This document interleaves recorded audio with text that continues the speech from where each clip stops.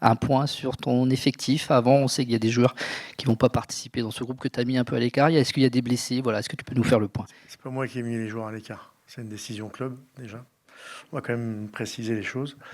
Et après, il y a Madi est suspendu, mais ça, c'est pas nouveau. Et Seko, qui est indisponible, voilà, qui a un petit problème au mollet depuis il y a 8 jours, là, et qui a repris l'entraînement, enfin, qui a repris en salle, et qui reprendra l'entraînement individuel à partir de demain. Est-ce que ça bouscule le fait, cette inversion de match? Ça bouscule vraiment? Ça t'a bousculé cette semaine? Comment on a préparé ça? Est-ce que c'est plutôt une bonne nouvelle ou pas? En tout cas, sportivement, ça n'a pas forcément changé notre manière de travailler. Déjà, on avait déjà lancé la semaine, puisque c'est arrivé quand même assez tard. Donc, non, la seule chose que ça change, c'est que l'entraînement qui était prévu demain, plutôt en fin de matinée, pour pouvoir partir dans la foulée, on le fait demain après-midi. C'est la seule différence du côté sportif. Tu le prends comme un véritable avantage sportivement, hein? Je le prends, enfin, on joue Paris, hein. Que je sais, on joue Paris qui vient de perdre. Donc, on mesure tous la difficulté de la tâche. Donc, je crois pas. Voilà. On fait avec, voilà, les présidents entre hier et aujourd'hui ont expliqué tous les ressorts de ce qui s'est passé. Après, nous, moi de mon côté, ce qui m'intéresse, c'est essayer d'être le plus performant possible, parce que voilà, on sait quel adversaire, champion d'Europe, double champion d'Europe, quel adversaire on rencontre. Donc c'est ça voilà, qui nous a animés cette semaine pour bien travailler. Est-ce que ça change quand même, peut-être pas ta stratégie, mais malgré tout, on n'aborde pas un match à domicile de la même manière qu'un match à l'extérieur, peut-être dans la volonté de subir, de moins subir. Est-ce que ça a changé quand même, ça change quelque chose à ce niveau-là? Quand on joue Paris, on sait quand même qu'on va devoir courir encore plus sans le ballon que d'habitude. Donc je sais pas sûr que ça change beaucoup. Après, dans l'approche, d'avoir son public avec soi, ça évidemment, c'est une différence. Voilà. Et j'espère qu'on pourra être encore plus libéré les fois où on pourra l'être, où on devra l'être, pour leur poser des problèmes. Mais pour le reste, sur la stratégie, il y a pas de, on va pas, je vais pas modifier tout ce qu'on peut attendre parce qu'on reçoit Paris. Justement, tactiquement, on vous a vu notamment sur la préparation souvent opérer un pressing assez haut, en tout cas aller chercher sur du 1 contre 1 assez haut les lignes adverses sur leur sortie de balle basse, on va dire. Est-ce que face à Paris, on peut se permettre ça ou forcément faire un petit peu se renier sur ce premier match? L'idée, c'est d'éviter de se renier. L'idée, hein. Maintenant, il y a aussi la réalité. Et la réalité, c'est de le faire de la façon la plus, en tout cas quand on parle de pressing haut sur certaines situations, de le faire avec le plus de justesse et d'intensité possible, parce que si vous le faites pas bien contre Paris, déjà si vous le faites pas bien contre de très bons adversaires, vous vous faites transpercer, et si vous le faites pas bien contre Paris, vous faites doublement transpercer. Donc voilà, il peut y avoir des aménagements à la marge, on va dire, mais il faut quand même garder une grande partie de nos principes. Bonjour Franck, est-ce que tu peux nous dire un peu ce que tu as expliqué aux joueurs dans le vestiaire par rapport au grand nid attendu sur les ambitions du club, les objectifs sur la saison? Vous avez beaucoup de compétitions. Quel est un peu le discours auprès des joueurs pour justement les mener dans une dynamique vers le haut? Le discours, c'est celui que j'ai évoqué d'ailleurs avec vous. Je n'ai pas fait d'autres discours. En fait, l'idée, c'est d'améliorer quand on reprend une saison, c'est d'essayer juste de faire mieux que ce qu'on a fait précédemment, quoi. En termes d'objectifs de résultats, puisqu'on parle d'objectifs de résultats. Après, les objectifs de résultats, ils vont dépendre en partie de nous, de ce qu'on va être capable de mettre dans la durée, sur chaque match de Ligue 1, d'Europa League, de Coupe de France. Et puis quand il y a aussi des adversaires qui sont meilleurs que vous, il faut aussi être capable de reconnaître. Et comme je dis souvent, le classement final, en tout cas au bout de 34 journées, il a quand même du sens, quoi. Voilà. Après, voilà, moi j'ai dit, en tout cas, après il y a des ans, on peut avoir des objectifs encore plus ambitieux, plus élevés. chacun fait ce qu'il veut. Moi, en tant qu'entraîneur, c'est d'essayer que l'équipe et le club soient à une meilleure place dans chacune des compétitions que l'an passé. Voilà. Après, s'il y en a qui veulent être champions, après, il n'y a pas de limite dans les objectifs. Justement, par rapport à ça, bonjour Franck, une sorte d'obsession qu'on peut avoir, et je crois que j'avais posé la question à ta première conférence de presse, mais Rennes va devenir cette saison le deuxième club avec le plus de saisons en Ligue 1, et pourtant le club n'a jamais réussi soit à se mêler à la course au titre, soit à finir sur le podium dans une saison complète. Sans dire qu'il faut qu'il y ait une solution miracle ou qu'il y ait une recette qui marche, qu'est-ce qu'il faut mettre en place pour éventuellement réussir à faire une saison qu'on dirait hors norme? Tu l'as vécu à Lens à l'époque par exemple. Est-ce que tu as par exemple mis en place des choses à Rennes que tu faisais à Lens et que tu n'as pas retrouvé forcément en arrivant ici? Il faut bien entendre qu'un entraîneur, il va mettre des choses en place, mais que c'est tout un club qui performe ou qui ne performe pas. Voilà, c'est l'entraîneur qui paye les résultats, ça ne changera pas, mais ne croyez pas que vous avez changé d'entraîneur et que tout va... Voilà, ça fait 125 ans que le club n'a pas été sur ou une deuxième place ou une première place de Ligue 1. Donc c'est pas d'abord, c'est parce que c'est très difficile. Bon, la première, vous savez très bien que la plupart du temps, elle est dévolue au PSG. Et puis après, pour la deuxième, bah oui, il y a des éléments. Après, les éléments, c'est d'abord la qualité de l'effectif. Un autre élément, c'est le fait que tout un club ait envie d'être dans la même direction et de le faire de façon durable. Et on sait très bien que les résultats sont un des éléments qui font que des fois, c'est pas. On pense que tout le monde veut que ça soit durable, mais c'est un élément qui l'est pas.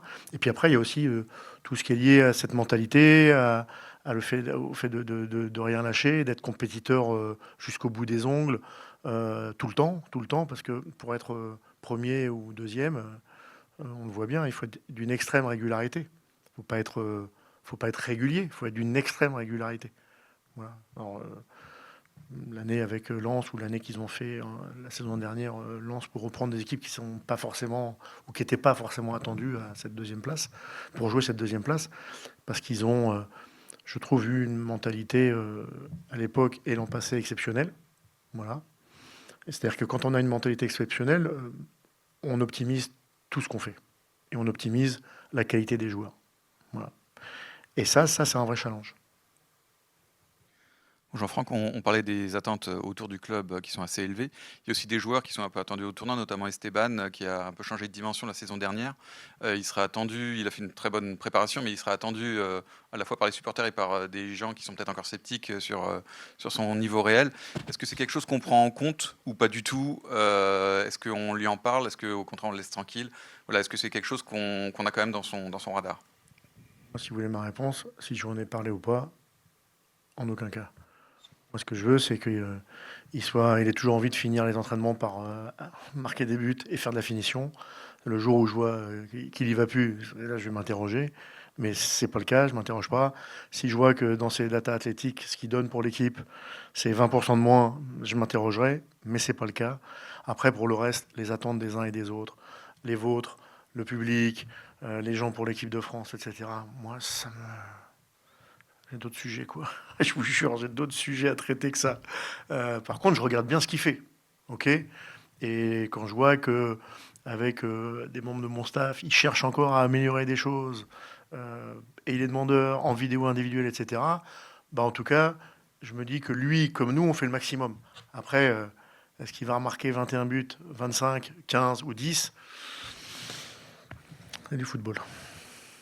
Est-ce que tu peux nous parler un petit peu des excentrés défensifs sur les deux côtés? Parce qu'on a vu Najida qui est en train de monter... Les latéraux. Oui, les latéraux, pardon. Oui, pardon, les latéraux. À gauche, on a vu dans la préparation que Najida a montré des belles choses. On sent une grosse concurrence maintenant qui peut s'instaurer entre les deux, entre Merlin et Najida. Et puis à droite, on peut avoir quelques interrogations par rapport à Frankowski. Je ne sais pas si tu les partages. Est-ce qu'il ne peut pas faire mieux? Est-ce que sur le côté droit, notamment, il n'y a pas quelques fragilités? Alors, globalement, je vais répondre, pour répondre de façon plus précise, mais je vais déjà répondre sur la notion de concurrence. Parce qu'on met en fait Najida versus Merlin et Frankowski versus Reynolds. Versus contre. Et moi, c'est pas contre, c'est ensemble. En fait, la concurrence, ça doit servir à ce que les deux ils soient meilleurs, enfin les quatre ils soient meilleurs. C'est ça qui m'intéresse, parce que quelle que soit la doublette de latéraux qui va commencer contre Paris, déjà, c'est pas sûr que ce soit eux qui vont finir le match, pour commencer. Et puis, avec 48 ou 50 matchs officiels, il n'y a pas un latéral qui va me faire 50 matchs. Donc, en fait, moi, ce qui m'intéresse, c'est tirer la quintessence des quatre, déjà, qui sont préposés pour jouer à ces postes-là, et qu'ils se tirent la bourre, mais pour être meilleurs l'un et l'autre, ou les uns et les autres, et surtout que l'équipe elle soit meilleure. Moi, c'est juste ça le truc. Après, oui, Nagui fait une bonne prépa, il a été dans les bons matchs. Il a aussi, comme d'autres d'ailleurs, fait des erreurs individuelles. Parfois, on ne les a pas toujours payées, mais parfois. Et ça va être un des éléments sur lequel lui, mais comme la plupart de nos défenseurs, doivent être plus rigoureux pour éviter ça. Et Francky, il ne faut pas oublier le bon côté, moi, pour Francky, bien sûr que je partage, et lui aussi, il le sait, qu'il doit encore être plus performant. Mais ce qui est pour moi le plus important, c'est qu'il ait fait une préparation de 8 semaines complète, en montant les temps de jeu, en enchaînant, sans pépin, après, on va dire, une saison qui a quand même été très compliquée, pratiquement du début à la fin. Donc voilà, il est évidemment certainement pas encore à 100%, mais pas physiquement, hein, 100% dans les repères, mais il s'en rapproche. Et puis je suis aussi content que Brian, puisque Brian il n'a pas commencé de match, on va dire, en tant que numéro 1 sur les gros matchs, mais il avance. Et bien sûr que c'est une vraie concurrence positive pour Francky, parce qu'il avance aussi et il intègre nos principes. Il est aussi bien physiquement maintenant, parce qu'il avait un peu de décalage. Donc moi, je suis content d'avoir 4 latéraux qui vont devoir élever le curseur. Il y a aussi une évolution en défense axiale avec l'arrivée de Charlie, qui a assez peu de vécu commun encore avec Abdelhamid. Comment est-ce que tu évalues leurs aptitudes du moment et leur complémentarité sur le long terme, en sachant aussi que Charlie a joué souvent dans une défense à 3 à Toulouse, donc il faut qu'il se déshabitue sans doute de ça. L'équipe de France en équipe anglaise espoir, il joue toujours à 4. Il en a fait 23 ou 25 matchs, j'en ai vu un certain nombre. Et il a aussi joué un bon. Le vécu commun, vous avez raison, parce que on va dire que cette défense-là, si on parle de cette défense-là, parce qu'il y a d'autres possibilités, et Brice, ils ont fait 20 minutes ensemble sur les matchs de préparation. C'est juste la réalité des choses. Ils ont fait 20 minutes ensemble. Donc, si on estime que cette défense-là et ce gardien-là peuvent être, en tout cas pour commencer la saison, les trois joueurs titulaires dans l'axe le plus défensif. Donc forcément, 20 minutes ensemble, c'est 20 minutes ensemble. C'est qu'il en manque un peu dans les connexions et dans la connaissance des uns et des autres. Donc ça va se travailler. Maintenant, on ne va pas faire non plus, au même titre que les latéraux ne vont pas faire tous les matchs, les défenseurs centraux, même si c'est bien d'avoir peut-être, de se dire... de défenseurs centraux qu'on peut estimer, je dis bien qu'on peut estimer comme potentiellement la défense titulaire centrale, il y en a d'autres. Et Anto a fait une bonne prépa. Gonzalo monte aussi en puissance et montre de bonnes choses. Ça reste un joueur, on va dire, en post-formation, mais il montre vraiment de bonnes choses aussi. Donc, la charnière, ça va pas se résumer à ces deux joueurs. Mais pour revenir à la question initiale, la connaissance des uns et des autres, oui, ça compte et ça va compter. Mais aujourd'hui, la connaissance entre les trois joueurs potentiellement titulaires en défense centrale et dans le but, c'est la connaissance en match, c'est 20 minutes. Donc, même si on a fait un peu plus, ils ont été un peu plus associés cette semaine. Bonjour. On vous avait parlé des objectifs de résultats. Est-ce que vous pouvez nous dire quelques mots sur les objectifs de jeu aussi, sur ce que vous voulez voir différent de votre équipe cette saison, notamment sur le match de ce week-end? Et question complémentaire, est-ce qu'il y a l'idée aussi potentiellement d'essayer Szymanski sur un rôle un peu plus excentré? Là, il a joué beaucoup dans le cœur du jeu lors de la prépa, mais dans un rôle comme celui qu'occupe Blas, est-ce que c'est quelque chose qui est une possibilité ou pas du tout? Alors, pour revenir aux objectifs de jeu, je l'avais évoqué aussi sur une interview avec Ouest France en disant qu'on avait analysé, enfin notamment la cellule data avait analysé la différence entre tout ce qu'il y avait eu dans la première partie de saison et les 12 derniers matchs, et qu'une grande partie des choses s'étaient consolidées, on les avait améliorées. Donc je ne vais pas revenir sur... voilà, on n'avait pas tout amélioré, et notamment les défaites sur les adversaires du top 5, alors qu'avant, c'était plutôt le contraire. Mais pour le reste, il y avait quand même beaucoup de choses qui avaient été améliorées. Donc on va essayer de continuer à améliorer à la fois notre dangerosité, et puis ce qu'on doit améliorer aussi, et ça c'est une évidence, c'est d'être moins friable et d'avoir une défense plus...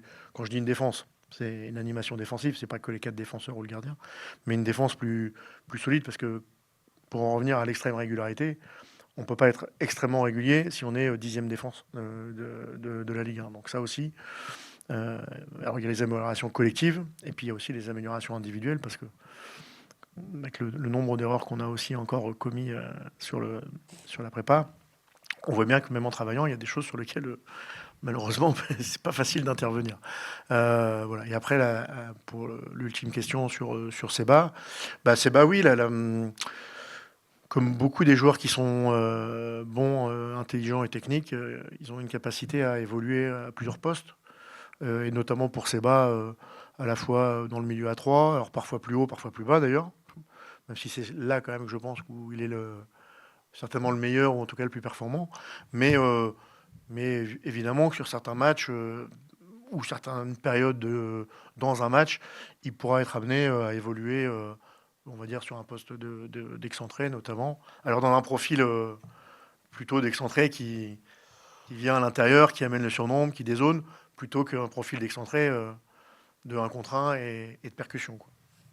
Franck, cette petite musique qui dit que vaut mieux essayer d'affronter le PSG au mois d'août plutôt que dans 2-3 mois, t'en penses quoi? Ils sont plus prenables, c'est vrai, au mois d'août que dans 2, 3, 4 mois?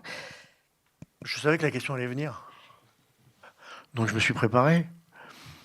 J'ai regardé les 10 derniers résultats les 10 premiers résultats du PSG en Ligue 1 sur les 10 dernières saisons. Ils en ont gagné 8, ils ont fait un nul, et ils ont perdu une fois à Lens. J'étais entraîneur, donc je me rappelle de celle-là. C'était le premier match de Ligue 1 avec Lens. Donc voilà, ça prouve toute la difficulté de jouer le PSG d'une manière générale, que ça soit en août, en octobre, en mars ou en mai. Je crois qu'en mai, c'est encore plus dur même. Franck, tu parlais tout à l'heure des défenseurs, notamment de ces erreurs individuelles sur lesquelles vous ne pouvez pas réellement intervenir. J'imagine quand même que vous vous posez des questions sur cette récurrence, on va dire, de ces erreurs. Pour toi, elles viennent de quoi? Est-ce qu'il vous manque un profil peut-être de cadre expérimenté qui amènerait de la confiance, de l'expérience commune, comme tu le disais peut-être, avec ce peu de minutes communes pour ces charnières? Qu'est-ce qui manque? Non, alors d'abord, je dis pas qu'on peut rien faire, hein. Je dis pas qu'on peut rien faire. Je dis que c'est plus difficile de travailler quand un dégagement, quoi, quand on doit dégager. Et je pense que le problème, il est là, en fait. On a une équipe joueuse. Et je le revendique plutôt. Alors, on ne réussit pas toujours à bien jouer, mais on essaye, en tout cas. Mais il y a des moments dans un match, mais on ne peut pas repartir propre, on ne peut pas vous prendre le risque de tenter une relance avec son gardien qui est peut-être trop compliqué ou impossible à faire. Et qu'il y a peut-être 2 fois dans le match où il faut envoyer un scud dans les tribunes. Voilà, parce que le football, c'est aussi ça. Le football, on gagne les matchs aussi en étant... l'efficacité, c'est une donnée essentielle du football.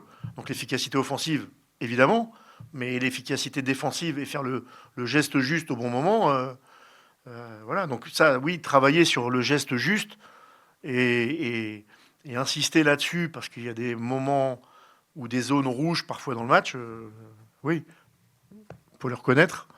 Il faut que les joueurs le reconnaissent, ces moments-là. Mais oui, ça c'est sûr que ça fait partie de l'efficacité. Et je rebondis en demandant si, vu que le mercato n'est pas terminé, à la fois si un profil de défenseur expérimenté à intégrer à la concurrence, on va dire, de ta charnière pourrait t'intéresser, et aussi est-ce qu'il y a d'autres profils éventuellement que tu aimerais voir intégrer ton effectif d'ici la fin du mercato? On peut penser peut-être à un ailier de vitesse, de profondeur, de dribble, tout ça. Ce que je vais dire, c'est que je suis, et je l'ai déjà dit, mais je le redis, et quoi qu'il se passe dans la saison, vous l'aurez enregistré, je ne pourrai pas revenir dessus. Je ne reviendrai pas dessus. Je suis content du groupe que j'ai, parce qu'on n'a pas tout fait bien dans la préparation, et notamment dans certains matchs de préparation, mais dans la qualité du travail au quotidien, ça je peux le mesurer. Dans l'engagement des joueurs, je suis très content. Voilà. Après, oui, notamment les derniers matchs de prépa, ils n'ont pas été comme on aurait aimé que ça se poursuive, mais c'est comme ça. C'est une bonne... ça montre qu'il nous manque des choses, qu'on doit aller encore plus loin, qu'on doit être encore plus rigoureux.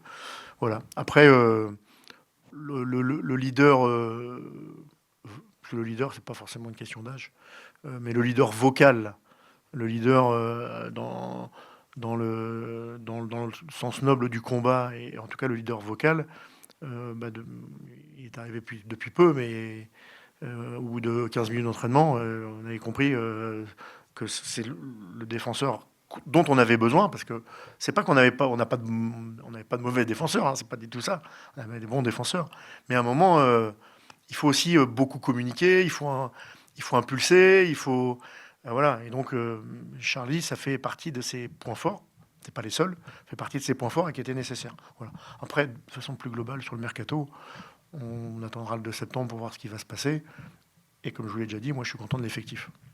Franck, je reviens juste sur les objectifs.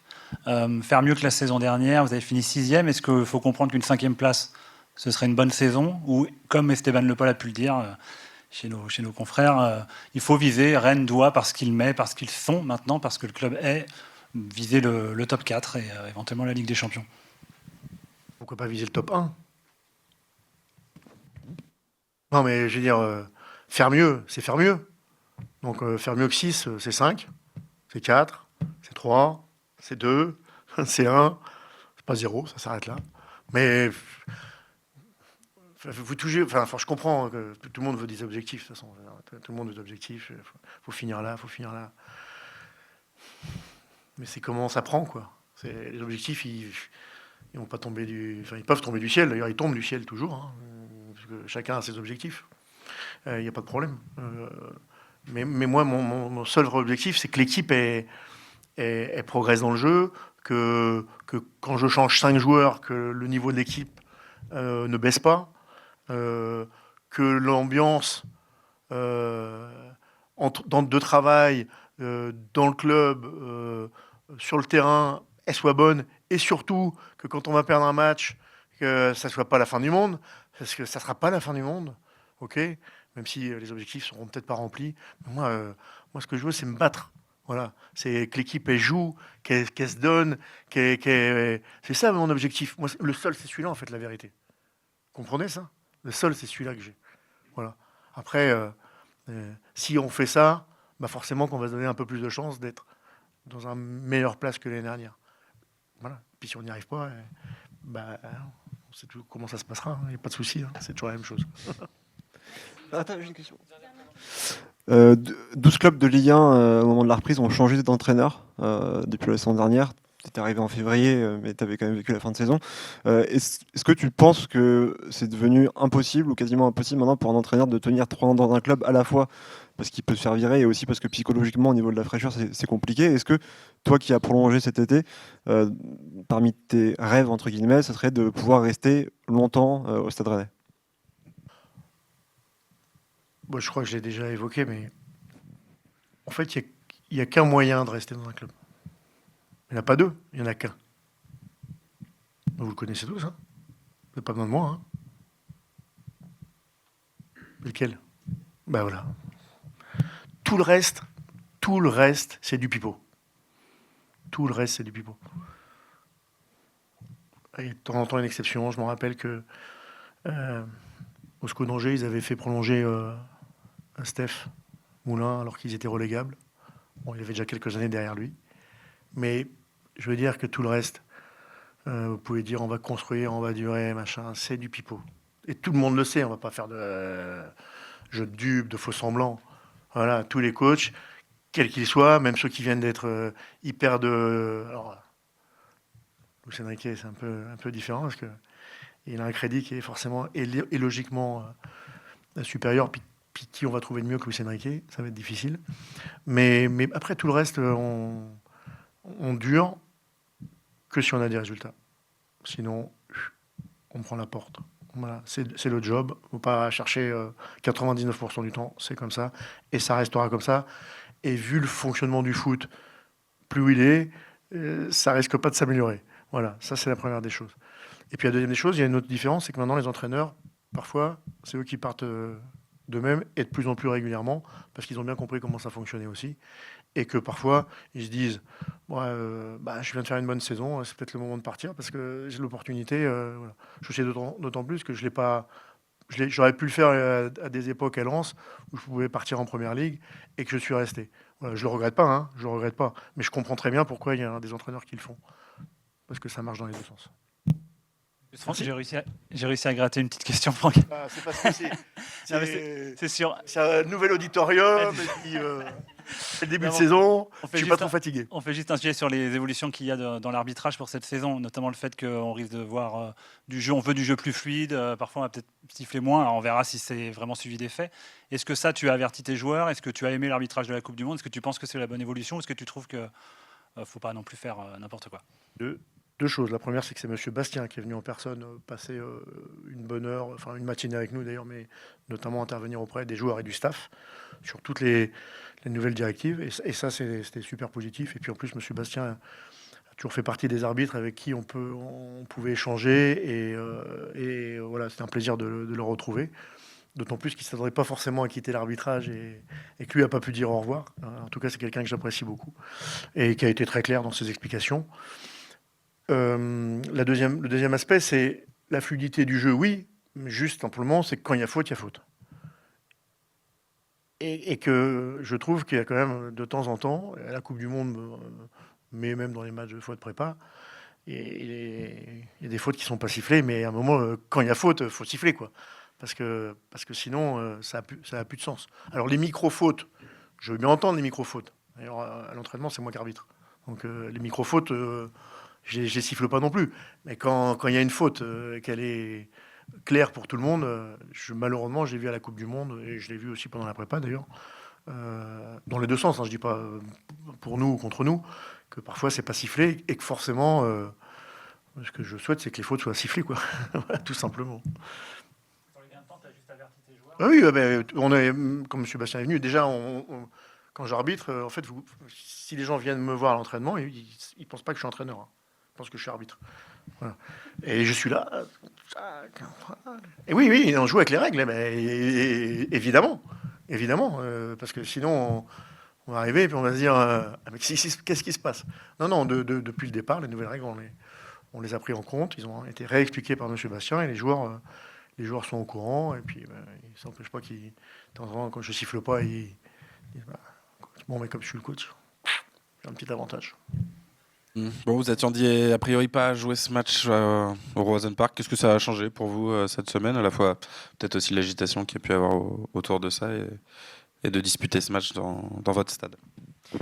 On était très surpris. Moi, quand j'ai vu commencer à avoir passé l'info sur les réseaux, je me suis dit non, c'est pas possible parce que j'ai pas le souvenir que ce soit déjà arrivé comme ça à 3 jours de la reprise. Et donc j'y croyais pas jusqu'à ce que le club nous informe que c'était acté, qu'on allait jouer chez nous. Je pense pas que ça change énormément pour nous les joueurs, parce qu'on va jouer un match de foot et on est forcément content de démarrer la saison devant nos supporters. Ça va être un bon match à jouer. Après, je pense que c'est plus pour le club que ça a été compliqué.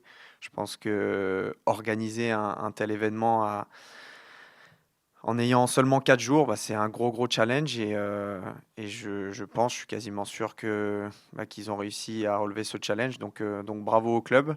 Et nous, dans notre préparation, à part le fait d'avoir une mise au vert qui va du coup sauter, on va rester bien évidemment ici.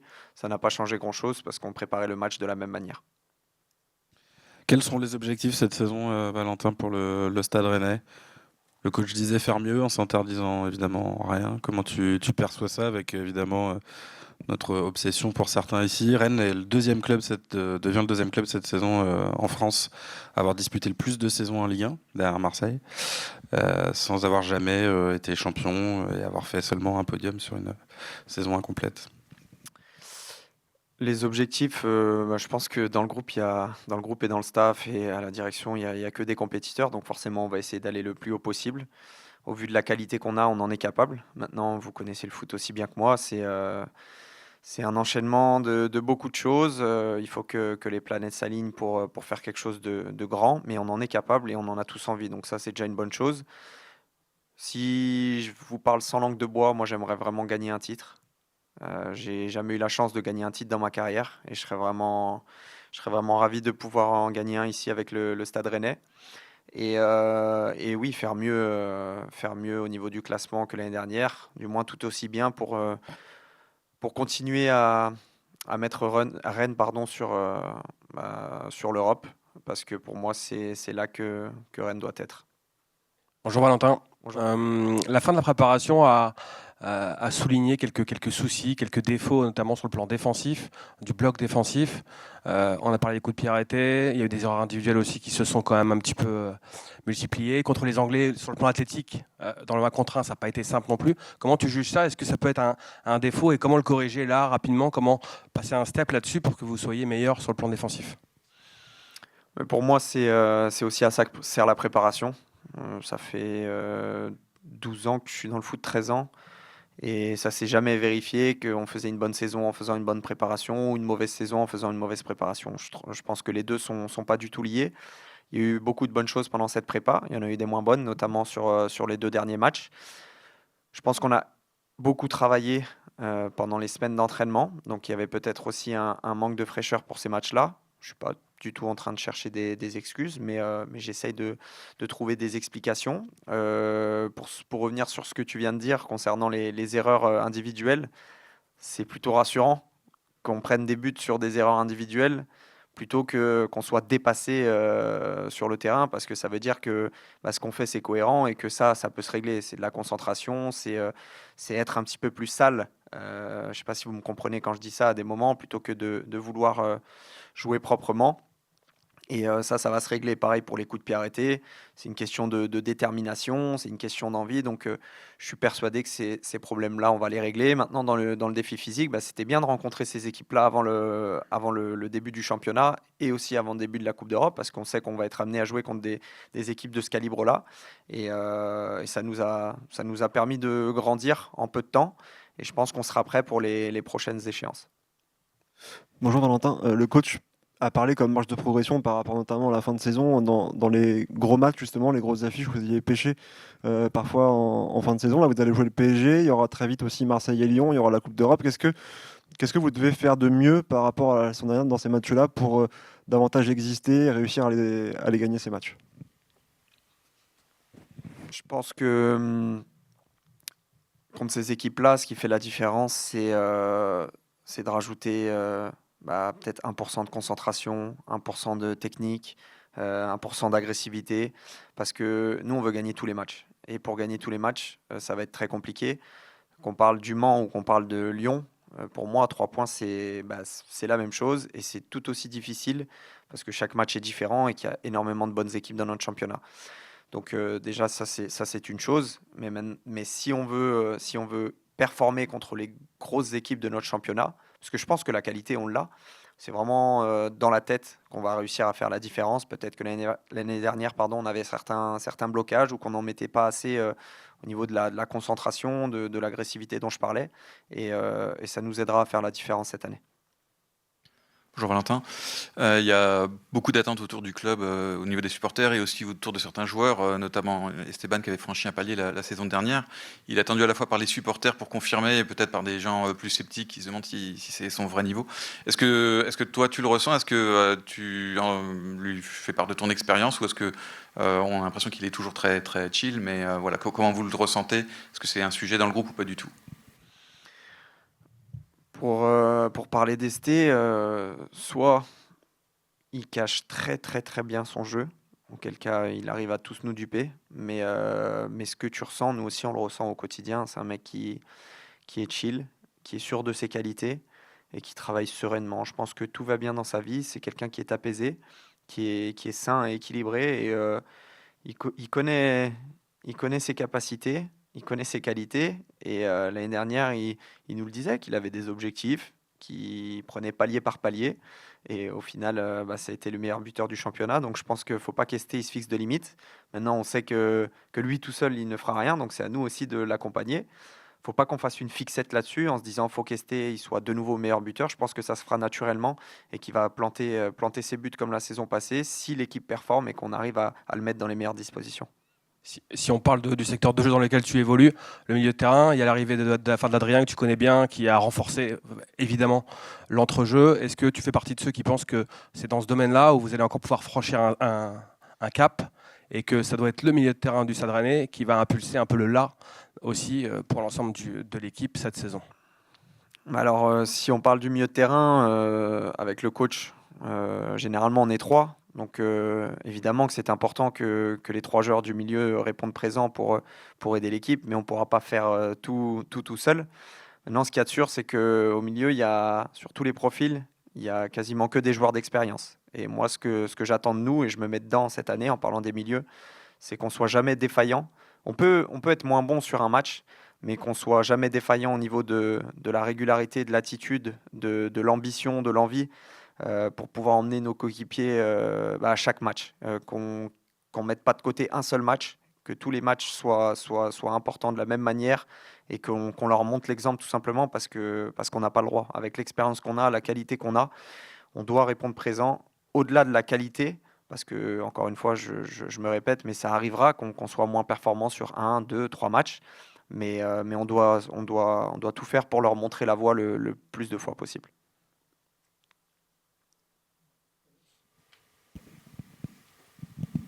Une question sur les nouvelles règles d'arbitrage qui vont être mises en place. On a vu, on ne sait pas si on verra l'arbitrage de la Coupe du Monde, ça on verra dans les premières journées, mais on a vu que ça jouait beaucoup plus, qu'il y avait plus de rythme, plus de fluidité, parfois un peu plus de laxisme, en tout cas on laissait plus de contact. Est-ce que vous êtes conscient de tout ça et comment tu as jugé ça, toi, en tant qu'observateur? Est-ce que tu trouves que ça va dans le bon sens pour le spectacle, mais aussi pour vous les joueurs? Je pense que ça va dans le très bon sens. On voit beaucoup trop sur les terrains des pertes de temps, des simulations, et ça plaît à personne. En vérité, je pense que personne ne prend du plaisir à voir ça, que ce soit les acteurs du jeu ou les supporters ou les journalistes, tout le monde. Donc oui, évidemment que ça va dans le bon sens. Maintenant, il y a certaines règles où j'émets quelques réserves, notamment, j'en ai été victime le week-end dernier à Sunderland. J'ai pris un coup de coude dans la mâchoire lors d'un duel. Je suis tombé au sol, j'ai demandé aucun soin, c'est juste que j'avais mal. L'arbitre a arrêté le jeu parce que j'avais pris un coup au niveau du visage.